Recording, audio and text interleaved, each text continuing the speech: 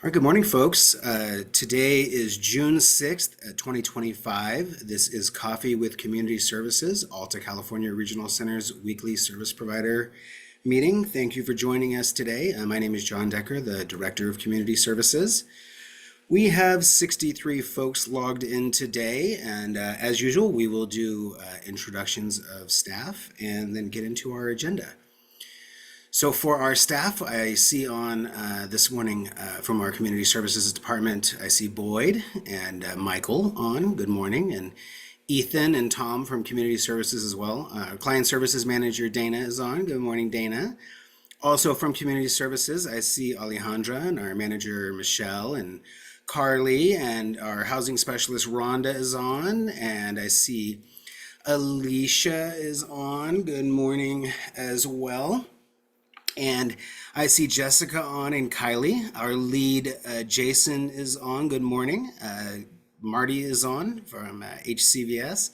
We've got our QA and compliance manager, Scott, on. Good morning as well.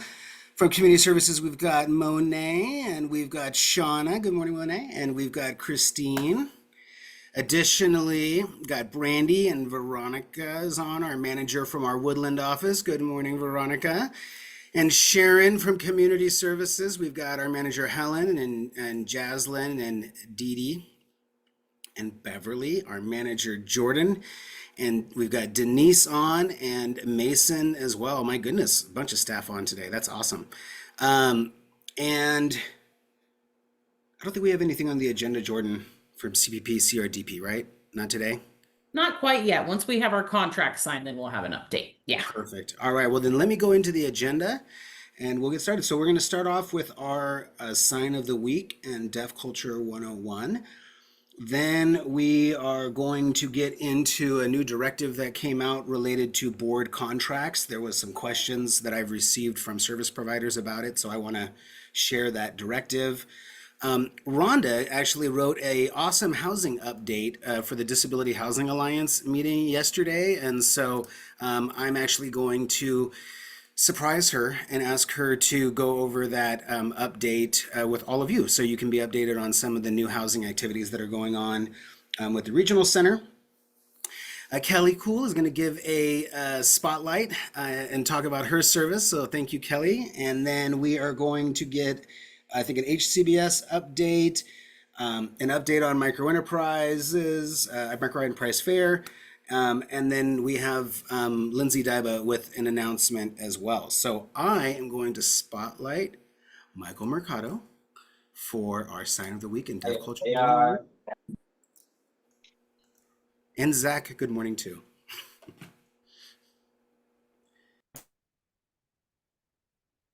All right. Hello. Good morning. Happy Friday. So our signs of the week, we're going to focus on what's happening this month, which is Pride Month. So I'm going to teach you how to say Happy Pride. So our first sign is happy. And then you're going to close your hand, have your thumb out, start at mid-chest and go up for Pride. So Happy Pride. Awesome. Good job, everyone. And I'll send a link to that YouTube clip as well. All right, for our Deaf Culture 101, our topic today is the World Federation of the Deaf, and it's abbreviated as WFD. So this is an international organization led by deaf people. It was established back in 1951, and it works with organizations in over 130 different countries.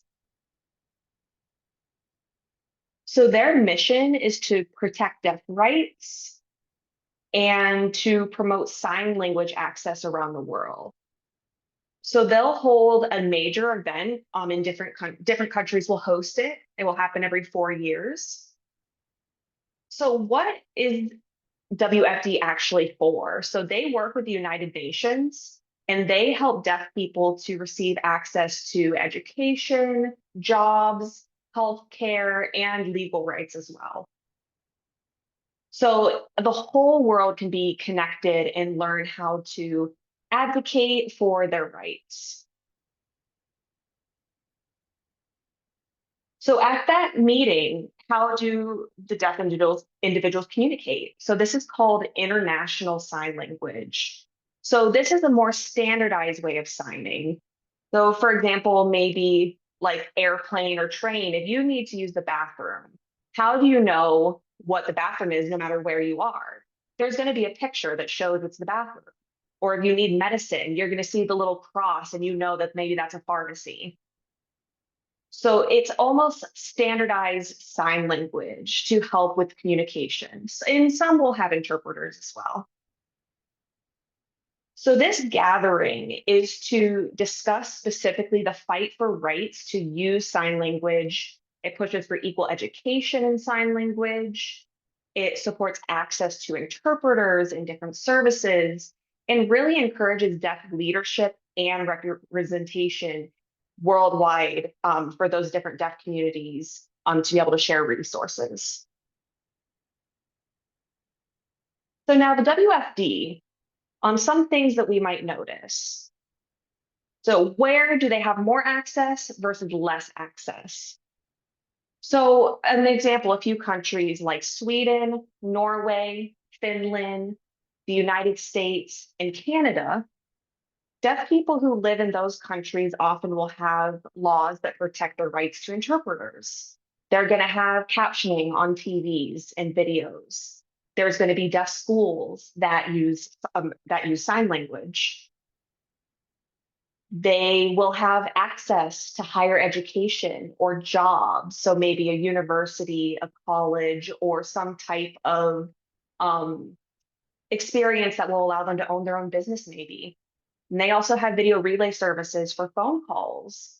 So we already have all of this access in the countries that I mentioned. So that's 5 countries that have this, but many other countries don't have access like we do.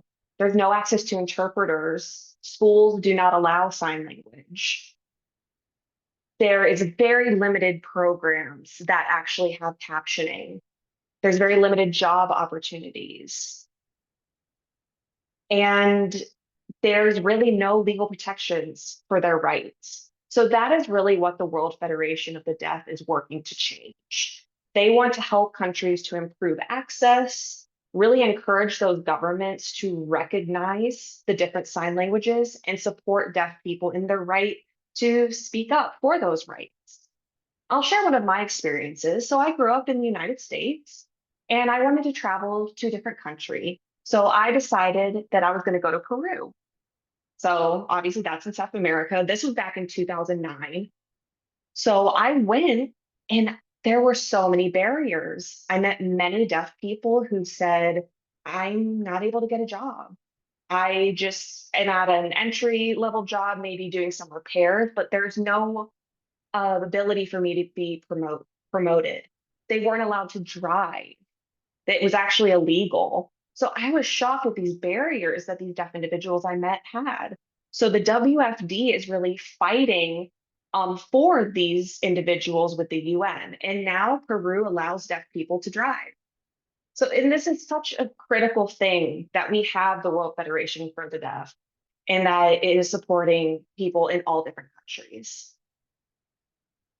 So I'm done with Deaf Culture 101, but one thing I did want to add, I really want to encourage you. Just recently, Apple TV released a documentary. It's called Deaf President Now. I really encourage you all to watch it. It is very moving, very powerful, and you see some American history of some things that deaf individuals trying to get into university faced and some of that oppression they experienced. I'll send you a link and then maybe next week I'll be able to ask if anyone was able to watch that documentary.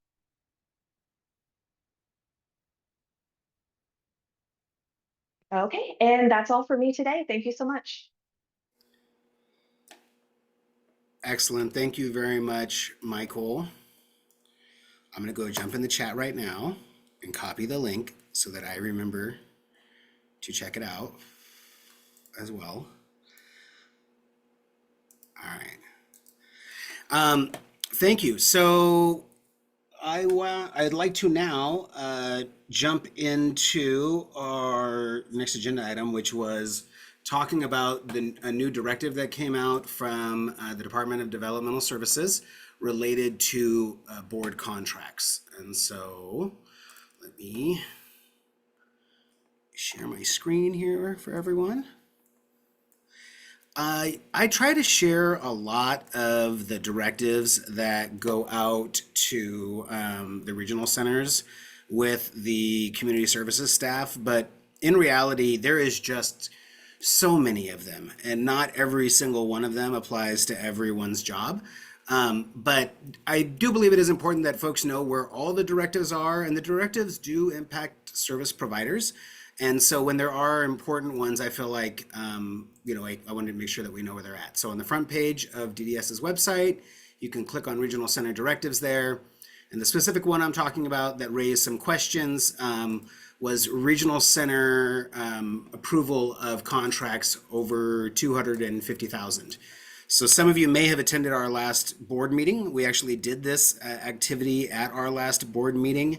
Rhonda prepared 2 summaries of some contracts that we are doing for housing projects, and because of the size of these projects, they require board approval. I think it has been, maybe 15 years or so now that they added this provision. Any of you that were service providers, I don't know, 15, 16 years ago may remember some regional centers that got in trouble for the awarding of large contracts that had some conflict of interest issues that went on.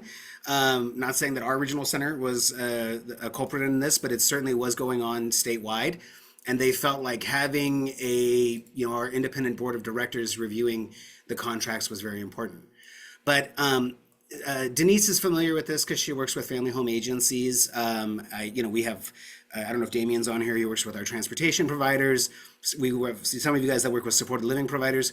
There are other vendors that are required to have contracts as well. And this directive just basically clarifies which is what has always been Alta's view of this law, which is that if you're entering into a new vendorization with us and you may bill us more than $250,000 in your first year, that is not a contract that we need to have our board approve.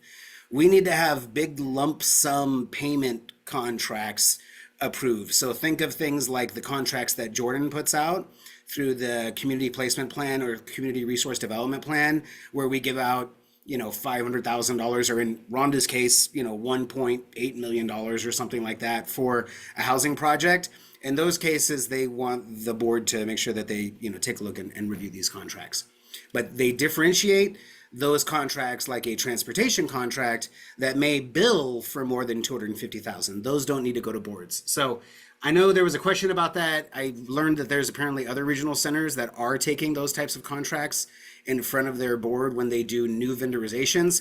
That's not been our practice, but just wanted to clarify that there was a new directive that went out. Any questions about that from any service providers? Again, it really, unless you're getting a big HCBS possibly, contract, unless you're getting a big LAC funding contract where you have, again, these big lump sums, that's really what is considered a contract for the purposes here, not purchase of service billing. All right, let's see. I will actually, let me throw it over to Kelly first, and then we'll have Rhonda do a housing update. So Kelly, I'm gonna, you're already a co-host, and so I will throw it to you to introduce yourself and your services. Oh, you already put it in the chat, perfect.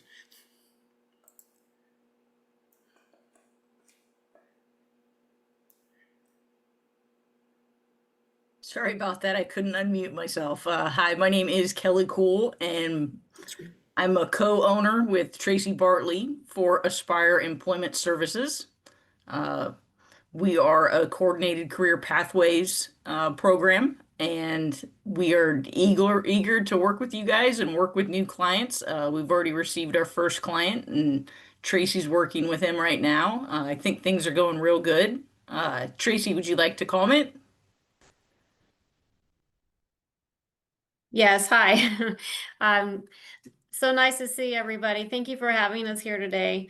It's been a pleasure to work with you there at Alta and to work with our first client. And Kelly and I have worked together for many years, and so we make a great team.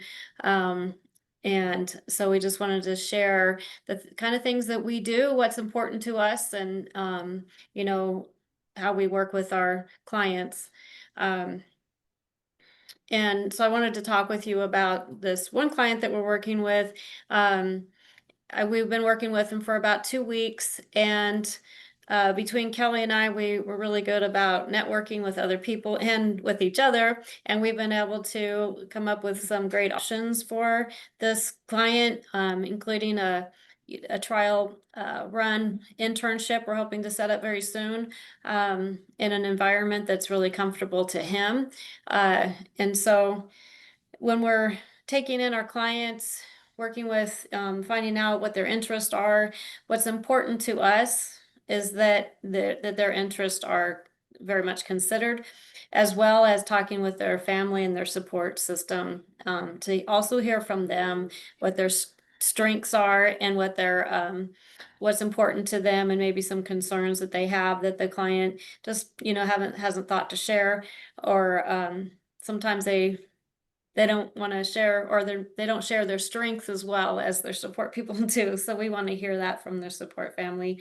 And we work with them online and in person, just depending on what is most appropriate at the time. And so let's see, we also, something else that's important to us is that we want them to know what their local, sorry, I have announcements going on behind me. We also want them to know what is available to them locally for resources, and educate them on their local resources, so they make sure that they are, able to contact them independently or together, go with them, to help them be more comfortable and get situated or established with other resources that might be really helpful to them. So we spend some time first exploring their interests and finding out what their skills are, if they've worked before, and what's important to them, what do they really like, what do they really not like, and just try to create a good person-centered plan for them to hopefully soon be employed. Yeah, we uniquely tailor everything to each client because, some clients don't have the skills yet for a proper handshake, some don't know how to greet people, and it's so we were going to work through the barriers and so that you can become successful and employable. We have many years of experience working in special education, and now we're ready to move on to working with adults with disabilities.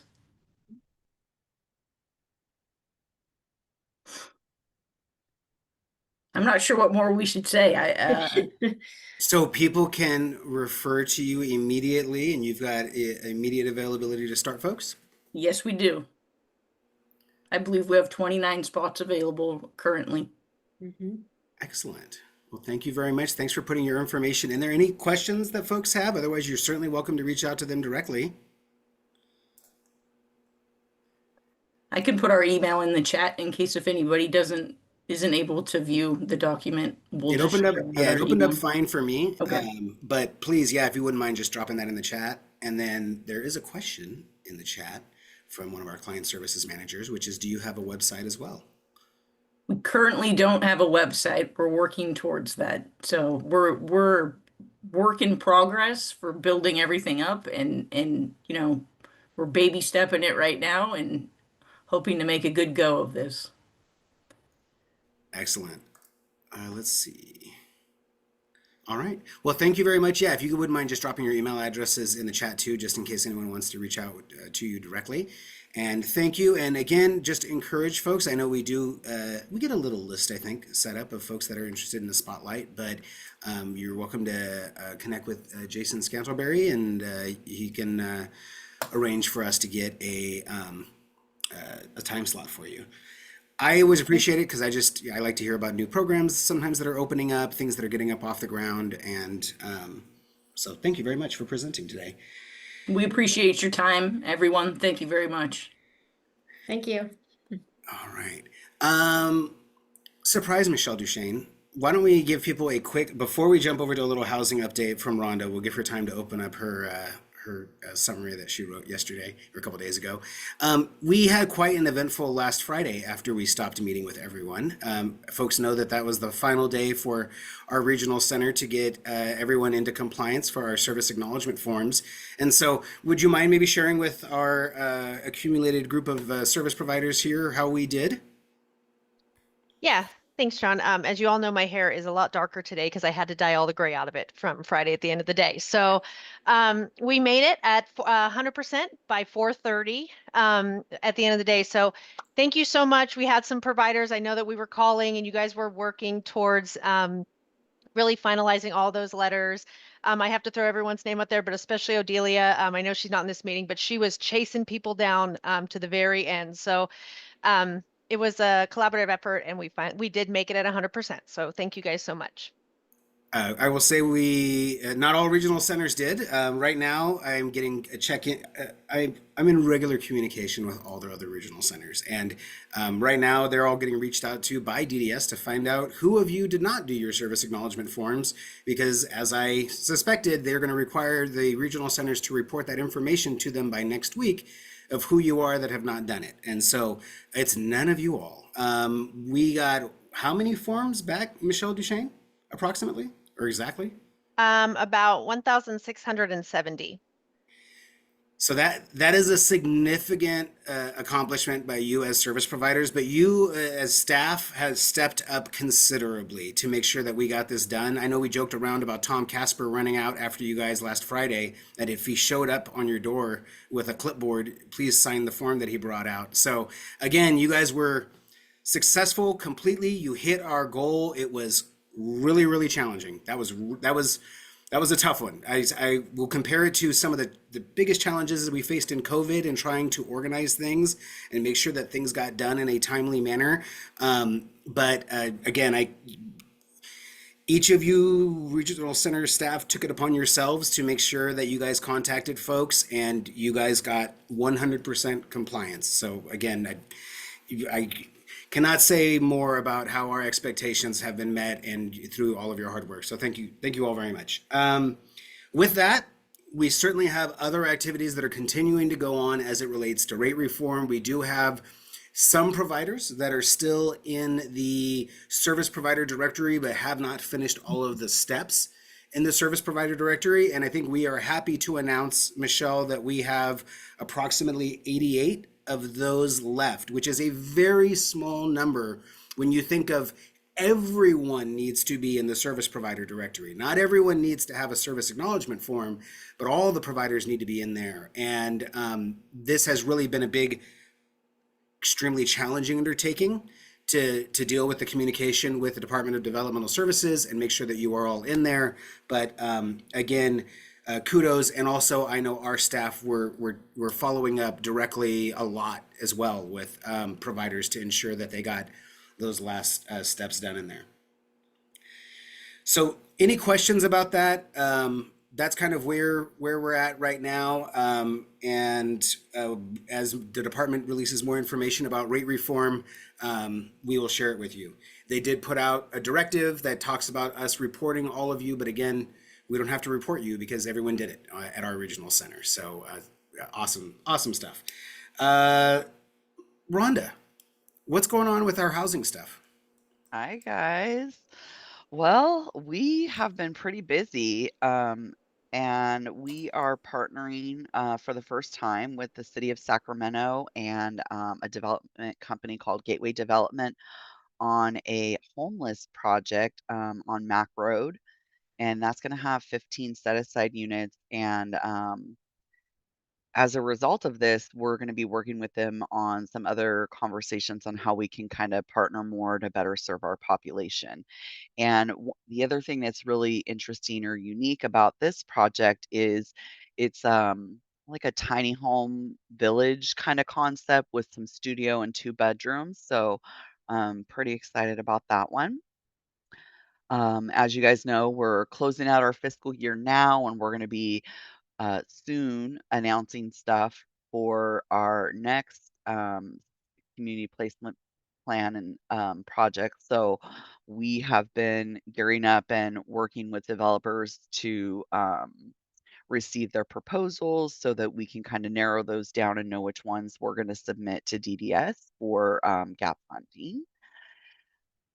We have upcoming here in what, 10 days, 11 days, Mercy Housing, the Heights on Stockton project. We just moved to permanent financing with that, so that's a pretty big deal.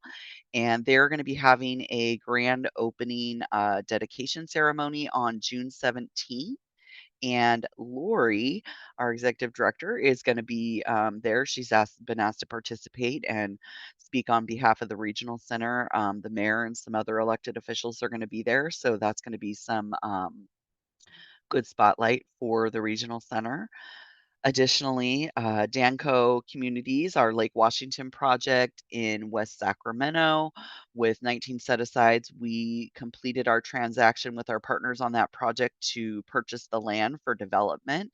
So yay, that was a huge push that literally went down to the absolute deadline that it could happen. So I think that this is it's worth noting the amount of work that has gone into this. This was a project that was originally supposed to be in Woodland. So some of you, Veronica might remember this, or she knows about it because it's right outside her office. But there's a development that's right across the parking lot from our Woodland office, and we invested funding in that, and we were really excited to be able to have, housing units, and then ended up having to shift the funding to a different project. And we were able to keep it in Yolo County with Danco, but it is so challenging to develop these projects, guys, to be able to align the financing. And so Rhonda has worked really hard with the Department of Developmental Services, and Dan Kilmer's been involved as well, helping out with these contracts. But how many different meetings with different lawyers and banks did you have to do to close these land deals? Like dozens. lots. Oh my gosh, between the two, I don't even know. It was a lot. So many emails. And the end result of this is that we end up having these set aside units of housing for people with developmental disabilities. And again, this one is going to be 19 set aside units for people with developmental disabilities. And that project has over 100 units total, right? It's like 150 or something like that. I think. Yeah, It's a large 152, I development. think. I didn't realize you were sharing because I was on the other screen reading my notes. There it is. They're reading your stuff at the same time you're talking about it. So we've been working also with On My Own and DDS on expanding the app for statewide use by clients served by all the regional centers. So just kind of a little snippet on that, more to come. Just kind of just getting started on that. I think one thing that is cool to share about that is that they are also working on a component for it to be have ASL use to increase access. So that is awesome news for us. I think you guys are aware, Alta participated in the Don't Cut Medicaid rally at the Capitol. I think you talked about that already, John. It's just our meeting with this particular group is only like every 2 months. So Cal AHA, our technical support contract has ended with them. And so now we are working on developing a contract with them to author a paper and develop a website content to kind of cross promote activities. John, maybe you could elaborate a little bit Yeah. more on the paper part of it. Yeah, we have over the last 2 years had this contract with the California Affordable Housing Agency to increase the competencies of the other regional centers when it comes to developing affordable housing. And one of the main ways that they've done that is through connecting other regional centers with their local housing authorities and other projects like the ones that Alta invests in that are in need of some additional funding that might do set aside units for people with developmental disabilities. So our regional center and a few others have done these projects, but it is not across the board. And it's important for the Association of Regional Center Agencies and for DDS that all the regional centers are actively involved in housing development because that is such a huge stakeholder need that's expressed to all the regional centers. So we are more information to come about that, but yeah, we're gonna be authoring or working on a report that kind of summarizes some of the housing opportunities that are available in the state for folks with developmental disabilities. Great. We have been working with DDS with our assistive technology pilot and remote services. And we wrote a service description in collaboration with DDS, and it is under final review before they submit it to CMS so that we can get a service code and a what would you call it, a rate, I guess, attached to that. So that is very exciting. We're coming to the end of our pilot period, I'll also mention. And so been working with our 3 vendors that are in the pilot and with DDS and our independent evaluator who will be authoring a report to present to the legislature in January. So I've been having meetings with them and DDS every other week and looking at data and gathering data and trying to figure out what's relevant, what's not relevant, what's important to highlight. So just kind of trying to get that put together. We are in the final stages of vendoring our first technology supplier for remote support with Grand Care Systems. So more to come on that very soon. We're trying to figure out how to get things added to the rate table so it's going to make sense for the service coordinators. But I think we've got that figured out. So we're just right there at the end. And then additionally, we are supporting Regional Center of East Bay to vendor Safe and Home, who is a remote support agency. And so what's great about that, of course, is once they're complete with that, then ACRC clients will be able to utilize that. And John, I know it's not called courtesy vendorization, it's something else. I always forget the actual term. We're going to be a user regional center. So they will be User regional. vendored. So it's kind of strange. We, just to explain some of the assistive technology stuff real quickly. And I see Jay Colvert is on here. So Jay is always someone that helps me out with this stuff too. But we have been doing this whole assistive technology pilot. And one of the things that we've tried to figure out is what are the costs to do that remote support monitoring if you're like the SLS agency, or like let's say you're an ILS agency, or let's say you're a housing access services vendor or something like that, where we write it into your thing. How do we pay you as a provider? Because we know how much to pay, the STEP agency, for example, for in-home supported living services, right? Like when someone's actually there in the house. But how do we figure out that? And so I want to I'll give a shout out to On My Own and to STEP and certainly to East Bay Innovations, who are out of the East Bay, because they've really provided a lot of data to the state so that they can make a really good decision informing these rates. But the first thing is doing a service description. And so we feel like we have a good service description, and then we will be working. It's not super fast getting back and forth responses from like the feds right now on stuff. And so we did extend the pilot for another year to cover the additional costs while DDS is waiting on that response for the final review. For the Grand Care Systems, some of our case management staff may have heard it pop up for individuals in the self-determination program, because it's already being approved kind of through requests in that area. But this is just a tablet. It's a tablet in itself that you would have, and it's going to be vendored under service code 051, which is personal emergency equipment. Is that right, Rhonda, I believe? And so for the Grand Care System, it's really just the tablet. For Safe and Home, that's an actual remote support agency. Now, they are not a Alta Supported Living Services, for example, vendored agency, but they are what we would vendor as a generic service provider, because they are already widely serving folks that are not regional center clients for their remote supports. So wanted to see if anyone had any questions about that.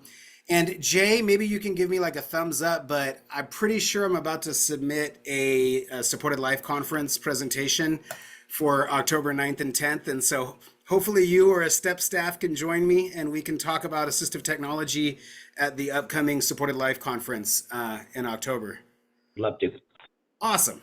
Rhonda, don't plan vacation October 9th or 10th, please. We're gonna do Supported Life Conference. I always do a housing presentation like every year at Supported Life Conference, But this last year, we were able to do this really awesome presentation at the California Community Living Network, where we really focused on the benefits that the clients have received from the assistive technology, but also the benefits that the service providers have started to find out in being able to incorporate assistive technology into people's like support plans. And so, yeah, I think we'll do that for October 9th and 10th. We'll submit something there, and hopefully I've got someone from On My Own that will say yes. And typically East Bay Innovations is always on board with that too. But one thing we're really hoping for as well is to really open people's eyes up about the things that you can do through assistive technology. And so, Michael Mercado, I'm going to call on you here, and hopefully you can share a little bit about why you think assistive technology for individuals that are deaf and hard of hearing is important to promote as well. Yeah, absolutely.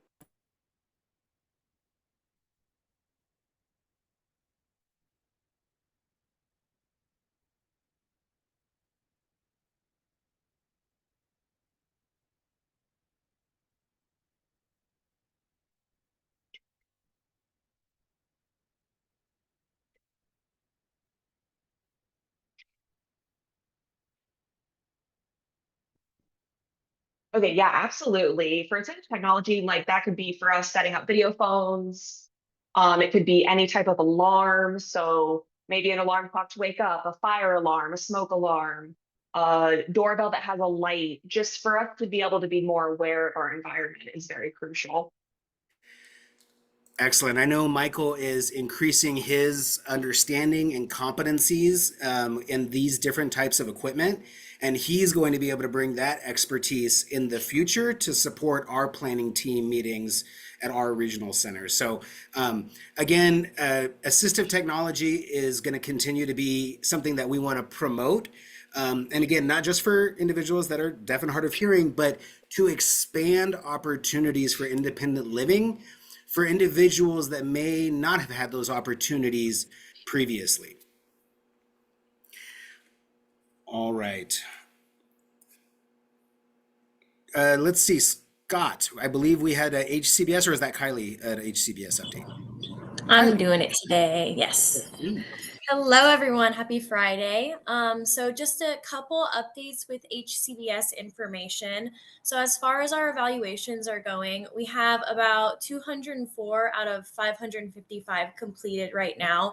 So we're kind of just chugging along, planning on being done around December. So this puts us at 37% complete. And I know that number is probably a little higher where there's just finishing up some paperwork. Other things to mention is that we sent out grant acceptance or denial letters. So if you submitted a grant, you should have received a letter indicating whether your proposal was accepted or denied.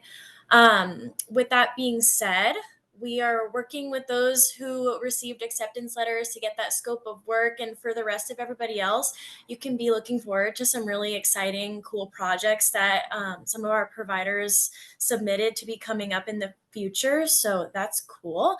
And as far as what grants were accepted, DDS will be posting that on their website. And I will submit the link to that if you guys are interested in seeing what grants we're going to be working on within the next couple of years. And then, yeah, I'll attach our email too. So if you guys have any questions or comments, concerns, feel free to reach out to the inbox. Thank you so much. I know it's been a very active HCBS year, I will say. Getting finished up with the big project, shifting over to doing another big grant cycle, trying to figure out what the future of HCBS looks like, and figuring out what DDS is going to kind of request for us for the future. So you guys have done a fantastic job. Thank you very much. And I think we'll look forward to figuring out who all is awarded and looking at those new projects coming to fruition. When I hear as Rhonda was saying, how we are going to be supporting On My Own and trying to expand the roommate matching app to be able to have wider utilization statewide, and also to help support the needs of individuals that are deaf or have lower hearing levels at the regional centers throughout the state, get connected with other individuals that may be looking for housing. And so that started off as an HCBS project, started off based off of the creativity of you as service providers. And thank you very much again for all the efforts that our staff put in to supporting these projects. Same situation with the DSP collaborative, right? We have the DSP collaborative that was seated in our local areas here at Valley Mountain Regional Center and Alta California Regional Center. And now through an expansion of HCBS funding, it is now moving down to Los Angeles County and the 7 regional centers down there. All right.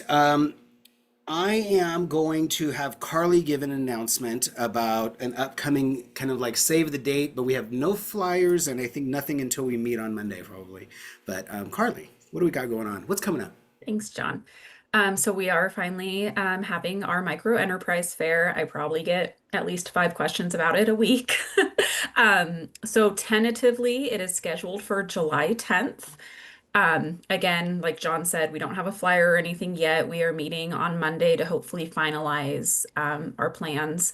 It is also going to be doubling as an open house to welcome everyone to our new office. We're looking to have vendors there as well to share information about their programs.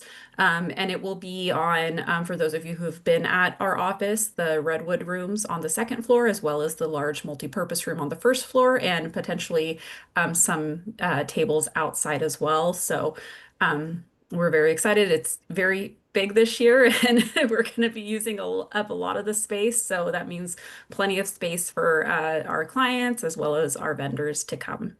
Again, after we meet on Monday, hopefully we'll be able to draft that flyer and get it out to everybody. We certainly have a crew of CSS staff that always helps support these micro enterprise fairs. It'll just be even more important as we're spread over 2 floors this year. Instead of being across the hall, we'll be, Monday, just for Alta staff, we'll be trying to put a save the date out for you all so that we can make sure you guys have it on your calendar as well. And then, as Carly said, we will advertise it more widely to folks if they'd like to do a booth.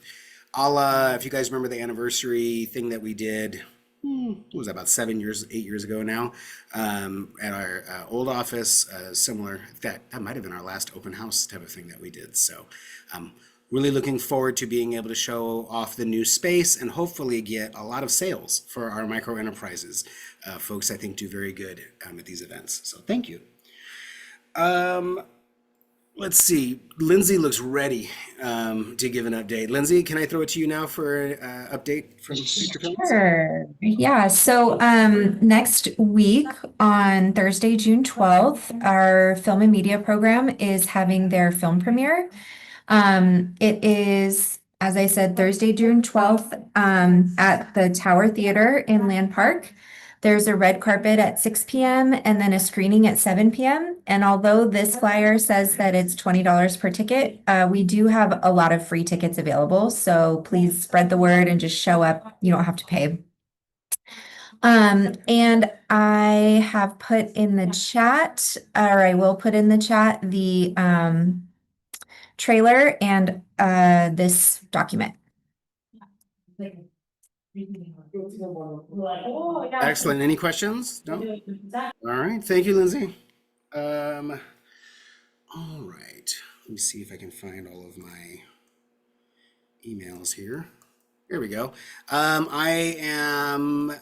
will open it. I don't know if there's Capital Coalition people or anyone else that is involved in the press conference next week. Is there anyone that is planning on attending this or can speak to it? Because I'm encouraging people to attend, and I believe I am trying to find a self-advocate that may be interested in speaking as well. I know ARCA has a spot, but this is a rally. I know Placer Independent Resource Center, Elizabeth Pope said she's going to go down there for it. So I don't know if other folks are planning, but I just wanted to make sure that folks were aware. Yeah, Jay, go ahead, please. Yeah, so they are looking for any self-advocates that are looking to speak. Got messages today that the assemblyman that is sponsoring this bill, he's a family member of somebody who has disabilities. He is very much seeking anybody who's willing to come out that uses IHSS. We have a couple of folks that are coming, but the more people who show, the better. Thank you. I know that there's been lots of it was addressed at our board meeting by our executive director that, there are certain things that are, cuts that you see under the Department of Developmental Services budget or things that are listed in the budget under there, but there are other areas that directly impact regional center clients as well.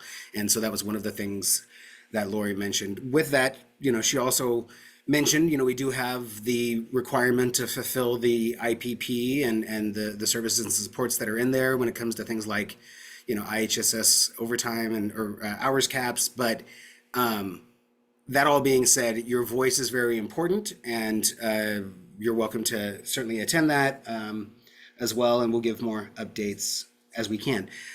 I did want to mention something just because we have a little bit of time left, and Sharon Krupinski, I don't know how quiet it is around where you're sitting right now, but maybe you can just shush them around you and say, John's going to ask me to unmute.